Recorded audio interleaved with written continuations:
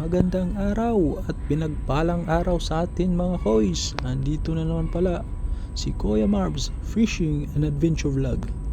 So sabi ko sa inyo mga koys sa last video ko, i-update natin yung bangka na pinagawa natin mga koys. At saka ipapakita natin yung brand ng makina na ipinapalagay natin. So bali ngayon mga koys, kung napadaan kayo sa muting channel ko, paki-subscribe po at paki-hit the notification bell para updated kayo sa mga video na i-upload natin sa ating mumunting channel. Salamat mga koys. Ito ngayon mga koys, nilalagyan na nila ng plataporma ang unang makina na pinapakasa natin.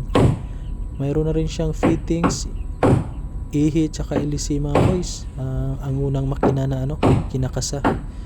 So unang makina na mga koys, ang brand pala niyan is ProQuip 22 horsepower electric starter.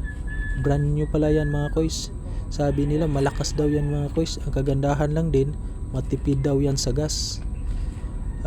Ayan mga koys, ito na po yung update sa bangka natin. Napakita ko sa inyo yung unahan niya. Yan yung final na tapos nila sa gawa nila sa unahan. Yung gilid pala niyan mga koys, pinapalagayin natin para ang purpose niyan is hindi titilapsik yung tubig dagat sa tuwing tumatakbo, para hindi naman tayo mabasa tuwing mangingisda at nasa laot. Yan mga koys, sana nagustuhan nyo yung bangka natin at saka yung makina na pinapakasa. Yan pa lang yung unang makina na pinapakasa natin mga koys. ProQuip 22 horsepower. ProQuip lang ang sakalam. Yan pala yung makina na namamayagpag ngayon mga koys sa mga karera, 22 horsepower. Pero sa atin naman mga koys, hindi naman to pang karera, pang hanap buhay. Sabi nga nila, pang bigas-bigas lang. Ang plano ko pala mga koys sa bangkang ito, lagyan ko ng 15 bantasan na pamunet.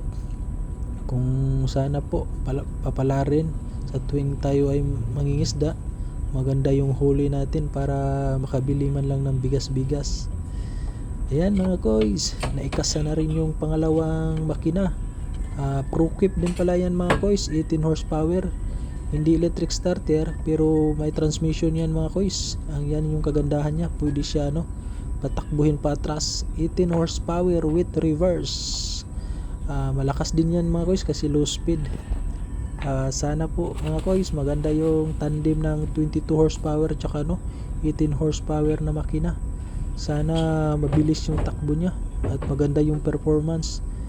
Nakadepende na lang yan sa pag-amontahe nila kung gaano ka tibay at gaano ka sentro yung ihi na inilagay nila. Sa ngayon mga koys, konting kulang na lang sa bangka natin, mabubuo na po. Sana po mag-subscribe para next video ko, next updated kayo sa sa mga video na inilalagay natin. Ayan mga guys, 22 horsepower at 18 horsepower. Sana po maganda talaga yung resulta. Sa next video mga guys, sana manood din kayo para makita nyo yung kabuong tapos ng bangka natin.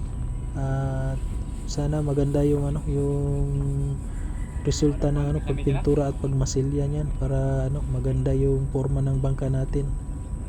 Hanggang sa next video mga koys, hanggang sa muli. Maraming salamat po sa panonood. God bless po. Thank you po.